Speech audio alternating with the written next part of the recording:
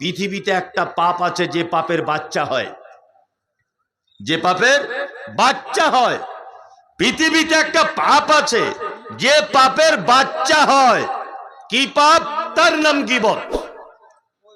চায়ের দোকানে বসে আমার নামে বদনাম 20 জনকে বলেছেন, ওই 20 জন আরো 20 জনকে বলেছে, ওই 20 জন আরো 20 জনকে বলেছে, ওই 20 জন আরো 20 জনকে বলেছে। গোটা কিসান ক্ষমা করে দাও। 1 বছর দোয়া করছে, ক্ষমা হবে কি হবে না? হবে। আপনি চায়ের দোকানে বসে একটা লোকের বদনাম করেছেন, কি যে মমতাজুল ইসলাম আমাদের মসজিদের একটা ঘড়ি চুরি করেছে, বদনাম করে দিলেন। চায়ের দোকানে লোক ছিল কত না? 20 জন লোক। 20 জন তারা সবাই শুনেছে। আমি এই গীবতের ব্যাপারে বক্তব্য রাখতে গিয়ে কিষানগঞ্জে আপনি ছিলেন, আপনার মনে আল্লাহর ভয় ঢুকে গেল, ওরে বাবা আমি তো এই লোকটার বদনাম করেছি। আপনি তাড়াতাড়ি করে আমার কাছে এসে বলছেন, ভাই মুমতাজুল সাহেব আপনার নামে একটা মিথ্যা বদনাম দিয়েছি, দয়া করে আপনি আমাকে একটু ক্ষমা করে দেন। আমি বললাম ঠিক আছে, আপনাকে ক্ষমা করে দিলাম, ক্ষমা করে দিলাম। আচ্ছা বলুন তো, আমি ক্ষমা করে দিলাম, তারপরে লোকটা ক্ষমা পেল কি পেল না? পেল। পৃথিবীতে একটি মাত্র পাপ আছে, একটি পাপ, যে পাপ ক্ষমা পাওয়ার কোন পদ্ধতি মুহাম্মদ সাল্লাল্লাহু আলাইহি ওয়াসাল্লাম বলেননি। আপনি নামাজ পড়ছেন না, 30 বছর যাবত বেনামাজি থাকলেন, আপনি 31 বছর বয়সে নামাজ পড়া ধরেছেন, আপনি দোয়া করুন, আল্লাহ 30 বছর শয়তানের চক্রান্ত পড়ে নামাজ পড়তে পারেনি, আপনি আমাকে ক্ষমা করে দেন।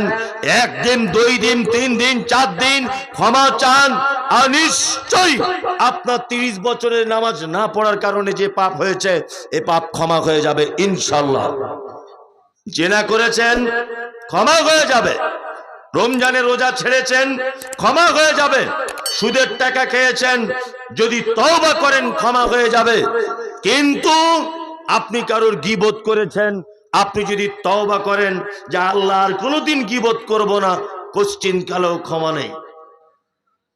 আমি মমতাজুল ইসলাম যদি আপনাকে ক্ষমা করেই দিই তবুও ক্ষমা নেই, কারণ পৃথিবীতে একটা পাপ আছে যে পাপের বাচ্চা হয়, যে পাপের বাচ্চা হয়। পৃথিবীতে একটা পাপ আছে যে পাপের বাচ্চা হয়। কি পাপ? তার নাম গীবত। চায়ের দোকানে বসে আমার নামে বদনাম 20 জনকে বলেছেন, ওই 20 জন আরো 20 জনকে বলেছে, ওই 20 জন আরো 20 জনকে বলেছে, ওই 20 জন আরো 20 জনকে বলেছে।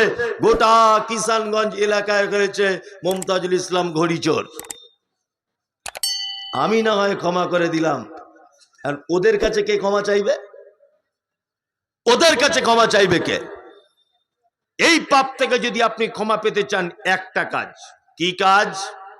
আল্লাহ নবী সাল্লাল্লাহু আলাইহি ওয়াসাল্লাম বলছেন, তোমার ভাইয়ের যে মজলিসে তুমি গীবত পরনিন্দা করেছো, তার ব্যাপারে মিথ্যা অপবাদ দিয়েছো, ওই মজলিসে বসি তুমি তোমার ভাইয়ের বেশি করে সুনাম করো।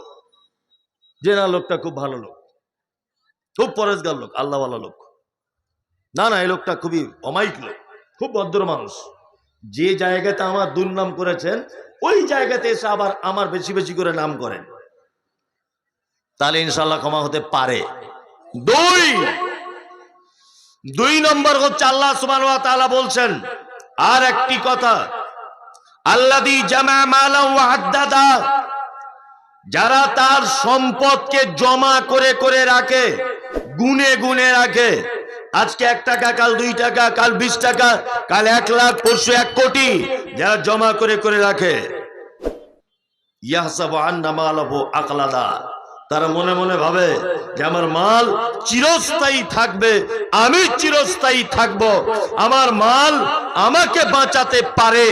মাল কখনো বাঁচাতে পারে? পারে? পারে না। আপনারা বিহারের মানুষ, আমি বাঙ্গালের মানুষ, ওই জন্য আপনাকে একটা কথা বলি, পশ্চিম বাংলার বামফ্রন্ট অর্থাৎ সিপিএম পার্টির একটা বড় নেতা ছিলেন, উনি এক সময় মুখ্যমন্ত্রীর পদে ছিলেন, নাম হচ্ছে তার জ্যোতি বাবু। নাম শুনেছেন? জ্যোতি বাবু। একটা রাজ্যের তিনি মুখ্যমন্ত্রী, অসুস্থ হয়ে গেছিলেন। 13-14 দিন যাবত কলকাতা এবং বিদেশে চিকিৎসা করা হয়েছিল। কোটি কোটি সম্পদ দিয়ে তাকে বাঁচানোর চেষ্টা করা হয়েছিল। বেঁচেছে? বেঁচেছে? বাঁচেনি। আজও পর্যন্ত এই দেশের মাটিতে অনেক সংসার ভালোবাসার অভাবে নষ্ট হয়ে যায়। অনেক সংসার, অনেক মেয়ে সামান্য তার স্বামীর কাছে একটু প্রেম না পাওয়ার কারণে নিজেকে আত্মহত্যার পথ বেছে নিয়ে সুসাইড করে। করে কি করে না?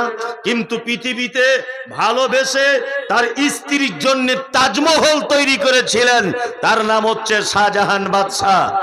স্ত্রীর এত ভালোবাসতেন যে তার জন্য তাজমহল উপহার দিয়েছিলেন। স্বামী স্ত্রী আর কেউ বেঁচে আছে? আছে? নাই। আকবর বেঁচে আছে? নাই। আলমগীর বেঁচে আছে? নাই। সারা পৃথিবীতে যত সম্পদের মালিক আপনি হন না কেন, আপনার বাঁচার কোনো রাস্তা আছে? নাই। পৃথিবীর সব কথা ভেজাল, ডুপ্লিকেট, 2 নম্বরি, চিটিংবাজি। এটা হতে পারে, এটা হতে পারে, সম্ভব। একটা কথা কোনো চিটিংবাজি 2 নম্বরই নেই, তার নাম মৃত্যু। আছে? কোন 2 নম্বরই আছে? কোন 2 নম্বরই নেই। আপনাকে মরতেই হবে। মাল বাঁচানো যাবে? যাবে না। অনেক লোককে দেখতে পাওয়া যায়, চাচা মসজিদে এসো, নামাজ পড়ো, রমজানে রোজা রাখো, এসো জলসাতে এসে হাদিস কোরআনের কথা শোনো। উত্তরে কি বলে? এখন একটু টাইম কম, অল্প বয়স তো, কিছু টাকা পয়সা না কামালে ছেলেদের ভবিষ্যৎ করতে হবে। বলছে কি বলছে না? ছেলেদের ভবিষ্যৎ করতে হবে। এই আপনি এখানে আসুন তো চাচা, আপনি এখানে আসুন, আপনি এখানে আসুন, আপনি এখানে আসুন, একটু ডাকছি আপনাকে, এখানে আসুন। একটা জিনিস আপনাকে দেখাই, পৃথিবীকার নাম আপনাকে দেখাচ্ছি আমি। আসুন, তাড়াতাড়ি করে আসুন, আসুন। পৃথিবীকার নাম দেখুন, আপনাকে দেখাই আমি। কার নাম? পৃথিবী। কানে শুনতে পাচ্ছেন তো? কি নাম আপনার? নওশাদ আলী। বয়স কত আপনার? 60-65, মানে 65 বছর। আপনার আব্বা বেঁচে আছে? কত বছর আগে মারা গেছে? 25 বছর আগে ওনার আব্বা মারা গেছে। দাঁড়ান, আপনি যাবেন না। 25 বছরে আপনি আপনার আব্বার কবরে কদিন দেখতে গেছেন যে আমার আব্বা কি অবস্থায় আছে? সত্যি কথাটা বলে দেন। উনি বলছেন 25 বছরে 40 দিন গিয়েছে। এখন উনি তো গোনেননি, উনি গোনেননি। মোটামুটি 20-30 বার হয়তো গেছে দেখতে, তাই তো? 40 বছরে। বসুন এবারে।